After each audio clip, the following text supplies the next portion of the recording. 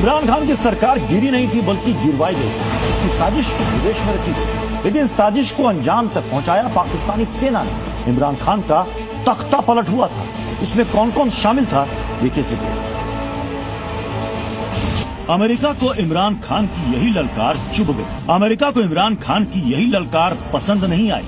जिस तरह से ट्रंप के आगे पीछे मुनीर और शहबाज घूमते हैं, जिस तरह से मुनीर और शहबाज की जी हजूरी करते हैं, ट्रंप के एक इशारे पर शहबाज आज खड़े हो जाते हैं, दौड़कर ट्रंप के पास पहुंच जाते हैं। अमेरिका यही चाहता है कि इमरान भी अमेरिका का पालतू बनकर रहे, अमेरिका के कहने पर बोले और जैसा अमेरिका कहे वैसा ही करे।